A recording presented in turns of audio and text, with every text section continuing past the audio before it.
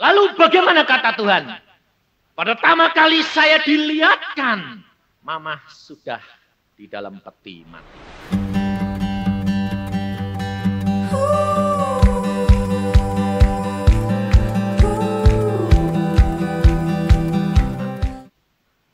Dan saya berkata, Tuhan, aku mau bertemu dengan ibuku sebelum dia mati.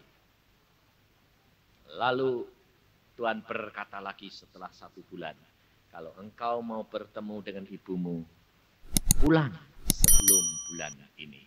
Dia sebut 1 bulan. Dan dia diberikan lihat lagi, ibunya belum mati, tapi sedang dalam keadaan yang mau pulang. Lalu dia berkata lagi, Tuhan, aku mau ketemu Mama. Dia masih sehat. Oke, Tuhan bilang, kamu ketemu dia, pulang sebelum bulan ini. Diberitahu. Lalu saya katakan, oke nih, segera pulang, sekarang saja, lebih dahulu. Supaya kamu bisa senang-senang dan beres-beres dengan ibumu. Apa terjadi, saudara? Pada waktu dia mau pulang, Tuhan pesan sama dia, beritahukan ibumu, jangan capek-capek, jangan terlalu lelah.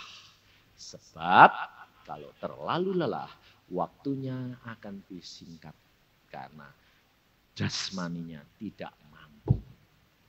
Padahal istri saya diperiksa, ya tidak ada sakitnya apa-apa. Sehat, sekarang gendut, ya tidak tahu. Saya, dokter, adik saya kan dokter sendiri di Sumber Waras. Asisten bedah juga. Hin, saya bilang kayak gini, ini sakit apa sih? Tidak ada kok. Kak, tidak ada. Hanya obatnya itu jangan capek-capek. Kalau capek, pembuluh darahnya pecah. Itu sakit apa sih? Tidak tahu. Saudara, sampai dia ini karena kakaknya sendiri dicari, ditanyain sama spesialis. Tidak tahu. Aneh. Dia bilang. Tapi nyata.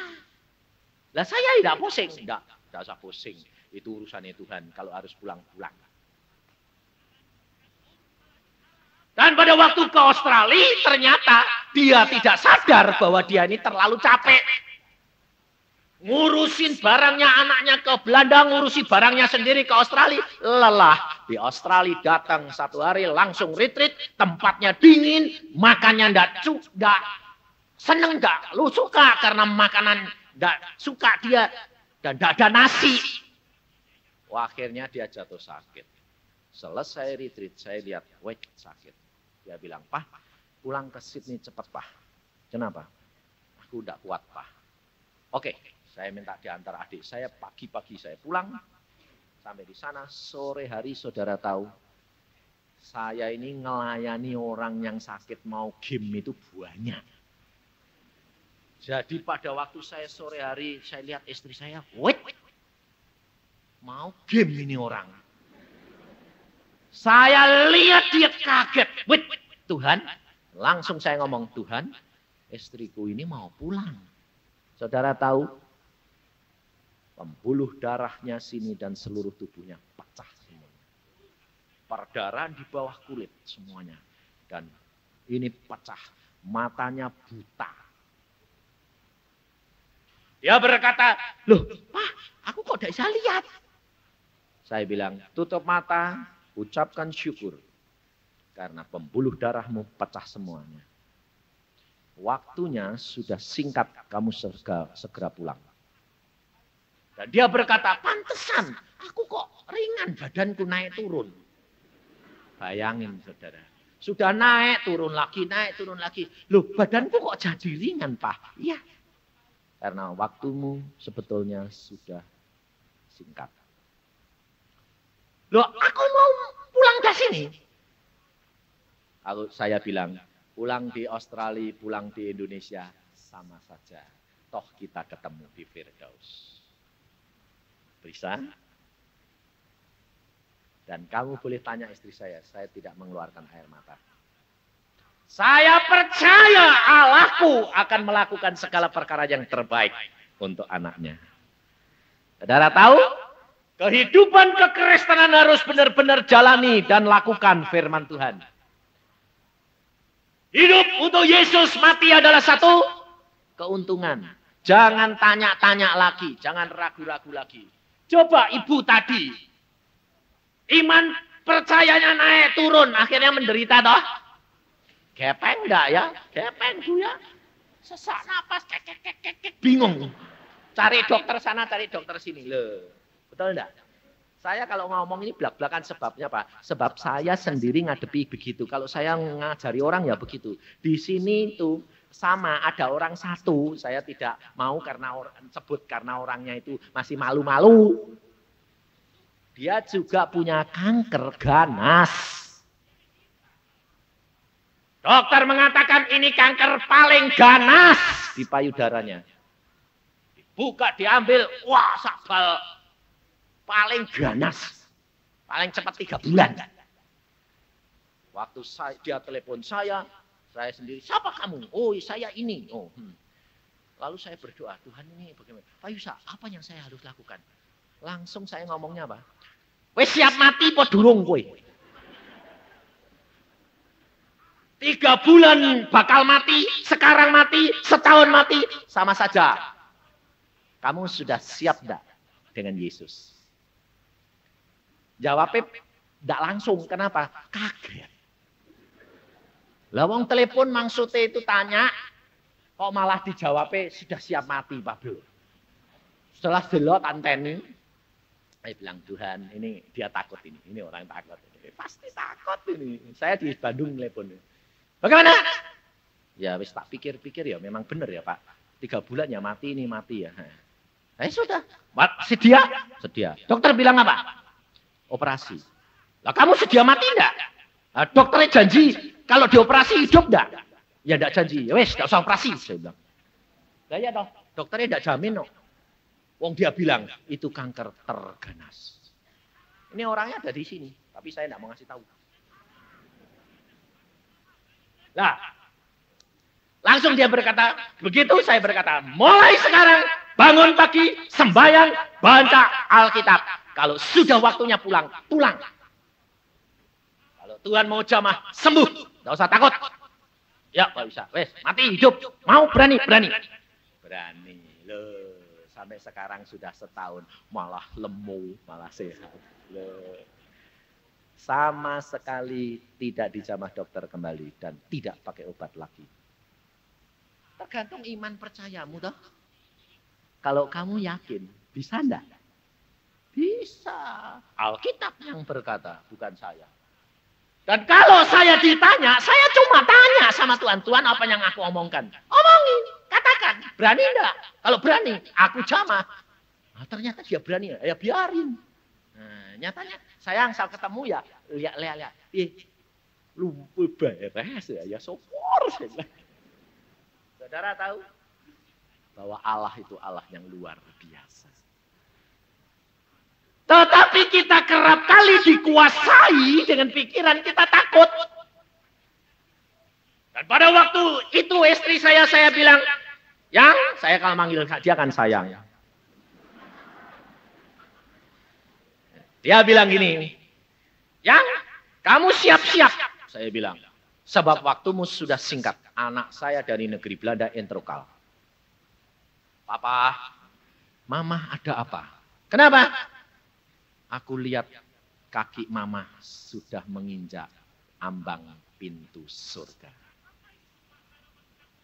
Tinggal setengah langkah, Papa. Saya bilang, betul nak. Mamahmu sekarang sudah di ambang pintu surga. Bagaimana, Papa? Mama mau pulang. Nanti dulu. Jangan khawatir. Aku mau tanya bapakmu di surga. Cepat kasih tahu loh, Mah. Pak, ya. Apa terjadi, saudara? Istri saya ngomong gini. Yang nyanyi ini siapa? Kok terus-terusan siang malam kok nyanyi terus? Siapa yang nyetel kaset? Saya bilang, enggak ada yang nyetel kaset. Lah kok aku dengar puji-pujian? Bagusnya kayak gini. Itu karena kamu sudah di ambang pintu surga. Jadi dengar puji-pujian malaikat. Kan tadi saudara nyanyi bersama malaikat. Jadi kalau kamu bakal ngalami kayak gitu, ingat ya, nyanyi bersama dengan malaikat. Berarti kamu sudah diambang pintu.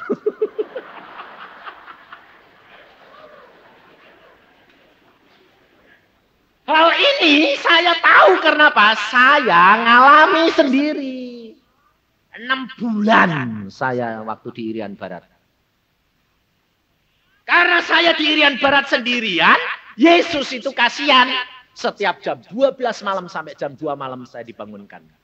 Tuhan berkata, dengar puji-pujian di surga. 2 jam setiap hari, 6 bulan. Dadakur kayak gitu. Karena apa? Malaikat yang nyanyi. Saya bilang sama istri saya, kamu sudah diambang pintu surga. Oh pantesan, puji-pujiannya kok bagus sekali. Iya, saya bilang. Udah, sekarang kamu siap-siap, saya tak sembayang, saya bilang. Nah, sembayang saya enggak berani tutup mata. Kenapa? Lah saya kan mesti lihat, lah kok mangkat? Lah aku nanti kan enggak ngerti. Jadi saya ngomong gini, Tuhan, itu lihat loh, istriku mau berangkat loh Tuhan. Sekarang kau yang pilih deh, terserah, saya bilang. Pelayanan saya baru seminggu, kurang 3 minggu di Sydney sama di Melbourne. Kalau istriku pulang, aku ini bagaimana? Tak urusi, bawa pulang Indonesia, atau tetap di sini saya selesaikan tugasku. Kalau engkau suruh menyelesaikan, tak selesaiin. Istriku tak balsam. Udah biar Tuhan. Tapi apa kata orang seluruh Australia sama Indonesia, pulang-pulang bawa mayat? Terserah loh Tuhan, sebab kalau engkau, aku dipermalukan, opahku 2 kali lipat.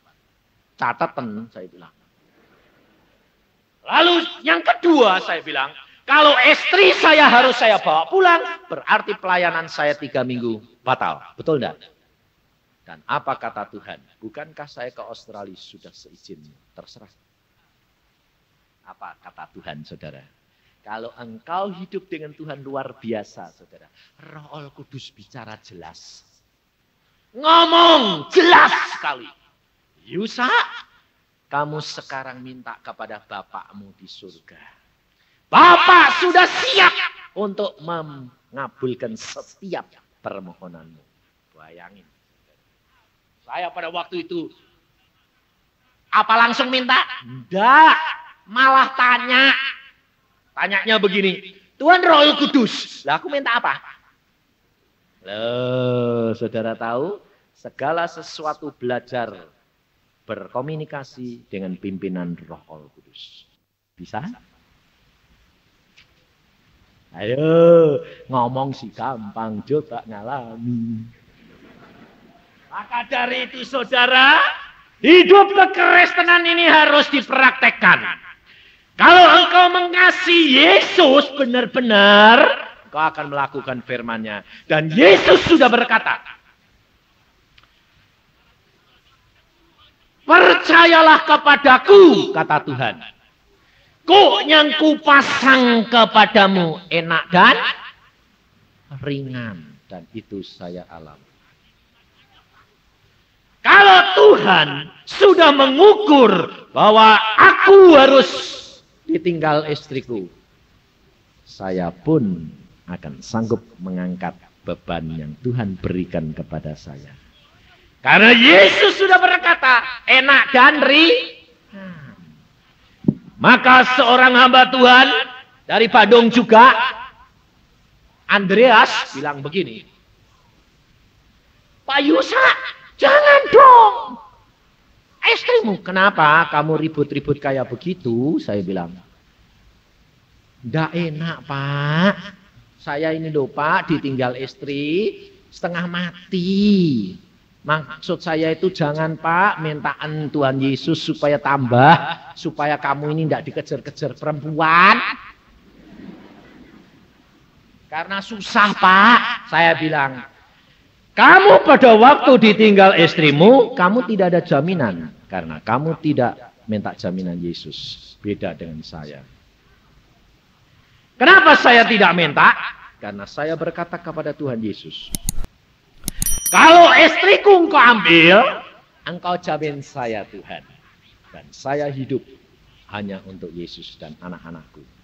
Tidak untuk perempuan yang lain.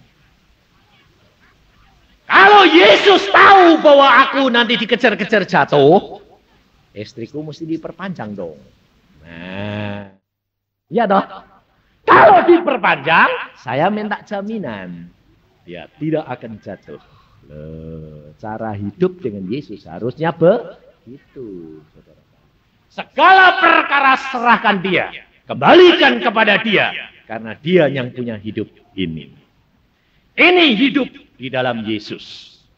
Maka dari itu Tuhan berkata, jangan kamu sembunyi-sembunyi.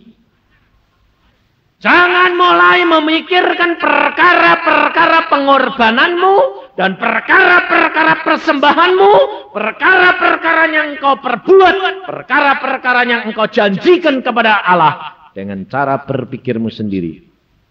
Pada waktu kamu cinta Yesus, kamu berikan. Tapi setelah kamu berikan, kamu menjadi kecewa seperti Ananias dan Safira. Hati-hati. Jangan sampai terjadi kutuk itu dalam dirimu. Kalau engkau sudah berjanji, lakukan. Semuanya untuk kemuliaan dia. Dan dia sanggup mengembalikan kepada kamu. Maka dari itu saudara, Yesus paling tidak suka kemunafikan orang Farisi dan ahli Taurat. Karena apa? Karena kalau dia memberi supaya orang lain lihat. Kalau sudah berjanji, dia tarik kembali. Kalau orang tidak tahu. Jangan minta orang lain membantu engkau kalau itu jatahmu. Kalau engkau harus punya jatahnya, engkau yang harus beri. Jangan mengatakan, kok aku terus yang beri, bahwa orang lain ikut bantu. Sekali-kali jangan punya pikiran begitu. Allah tidak suka. Maka dari itu Tuhan berkata di sini, aku berkata kepadamu, hai sahabat-sahabatku, janganlah kamu takut terhadap mereka yang dapat membunuh tubuh, kemudian tidak dapat berbuat apa-apa lagi. Aku akan menunjukkan kepada kamu siapakah yang harus kamu takuti. Takutilah dia yang setelah membunuh mempunyai kuasa untuk melemparkan orang ke dalam neraka. Sesungguhnya aku berkata kepadamu, takutilah dia. Kita kerap kali menjadi orang Kristen kurang takut kepada Allah. Mengapa? Karena kita keliru menangkap Alkitab. Saudara, kenapa Alkitab ini diberikan kitab perjanjian lama dan perjanjian baru? Saudara tahu? Mengapa Alkitab ini diberikan kepada kita perjanjian lama dan perjanjian baru? Saya beritahukan. Karena saya baru tadi pagi diberitahukan oleh Tuhan perkara ini lagi baru. Karena Yesus memberikan hukum kepada Anda, kasihilah Allah Tuhanmu dengan segenap hati, pikiran, akal budi, dan kekuatan. Yang kedua, kasihi sesama manusia seperti dirimu sendiri. Ini dua hukum ternyata perjanjian lama dan perjanjian baru. Perhatiin. Perjanjian lama adalah di mana Allah menyatakan diri di dalam tiang api dan tiang awan, memimpin bangsa Israel secara nyata. Salah dihukum. Salah dihukum, salah dihukum. Itu Allah kita, karena Allah kita itu adil. Di dalam perjanjian lama kita mengenal Allah yang sesungguhnya. Dan Allah yang sesungguhnya ini berubah atau tidak? Tidak. Perhatiin. Kenapa setelah Yesus lahir ke dalam dunia, Allah yang menjelma menjadi manusia Allah Yesus ini penuh kasih dan pengampun. Kenapa tidak seperti yang perjanjian lama? Apakah Allah berubah? Tidak. Perhatiin. Yesus berkata, kalau orang itu menghina anak manusia, menghujat anak manusia, dia diampuni. Tetapi dia kalau menghujat roh, tidak diampuni. Betul tidak? Kenapa Yesus berkata begitu? Sebab Yesus pada waktu dia di dalam dunia, dia adalah manusia. Anak manusia. Bukan Allah. Tapi di dalam diri Yesus ada manusia dan Allah. Nah, kenapa? Pada waktu Yesus di dalam perjanjian baru kok penuh kasih. Sebab Yesus memberikan contoh bagaimana menjadi manusia yang diperkenan Allah. Mengasihi sesama manusia seperti diri sendiri. Penuh pengampunan. Tetapi Yesus sekarang duduk di sebelah kanan Allah Bapa. Dia statusnya anak Allah, bukan anak manusia lagi.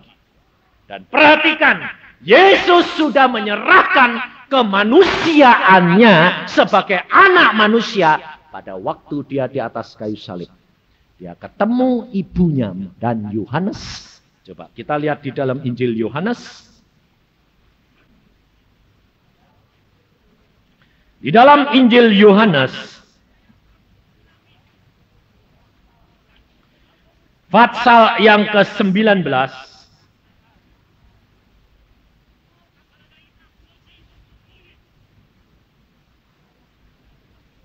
ayat yang ke-26 25. Dan dekat salib Yesus berdiri ibunya dan saudara ibunya Maria istri Kleopas dan Maria Magdalena. Ketika Yesus melihat ibunya dan murid yang dikasihnya di sampingnya, berkatalah ia kepada ibunya, "Ibu, inilah anakmu." Kemudian katanya kepada muridnya, "Inilah ibumu." Sejak saat itu murid itu menerima dia di dalam rumahnya. Saudara tahu? Pada waktu Yesus di atas kayu salib, dia menyerahkan kedudukan dia sebagai anak manusia kepada siapa? Yohanes.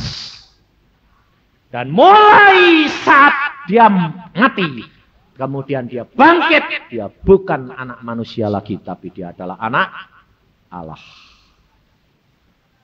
Maka dari itu saudara harus perhatikan, engkau membaca perjanjian lama, engkau harus kenali Allahmu yang adil, yang tegas. Segala dosa mesti dihukum. Tetapi di dalam perjanjian baru, Yesus memberikan contoh kepada kita untuk kita bertindak terhadap sesama manusia seperti Yesus lakukan. Penuh pengampunan. Saudara, dua hukum ini harus engkau pegang. Tidak dapat dipisahkan. Maka Yesus berkata, takutilah dia sebagai Allahmu yang maha kuasa dan adil. Sebab Yesus nanti akan datang sebagai hakim di atas segala hakim. Tidak ada belas kasihan lagi. Karena dia memang Allah yang tegas, adil, benar, dan penuh kasih kepada orang yang percaya dan melakukan firman dia. Maka Yesus berkata, siapa yang menyembah kepada Bapa harus menyembah di dalam ruh dan kebenaran. Kebenaran berarti di dalam Yesus, di dalam ruh berarti di dalam pimpinan Roh Al-Kudus. Dua perkara tidak bisa dipisahkan. Jangan salah ngerti. Ada hamba Tuhan berkata, kita harus menyembah Allah di dalam ruh dan kebenaran. Lalu dia mengajak saudara harus menyembah dalam bahasa roh lain. Menyembah di dalam roh tidak harus di dalam bahasa roh, tetapi boleh di dalam bahasa roh. Menggunakan bahasa roh atau tidak masalah. Di dalam pimpinan Roh Al-Kudus. Maka dari itu, saudara yang belum dapat bahasa roh, jangan kecewa. Minta dipenuhi. Sebab yang penting adalah Roh Al-Kudus di dalam diri. Orang masuk surga tidak ditanya karuniamu banyak berapa. Yang ditanya berapa kamu berbuah. Maka dari itu engkau harus benar-benar pelajari perjanjian lama dan perjanjian baru. Perjanjian lama engkau mengenal akan Allahmu yang sesungguhnya yang perlu kamu takuti. Perjanjian baru kamu harus lakukan untuk sesama manusia. Maka engkau akan menjadi manusia yang diperkenan Allah. Tidak usah takut segala perkara. Allah sanggup jamin engkau dan saya. Cari dulu kerajaan surga serta kebenarannya. Semuanya akan ditambahkan kepadamu.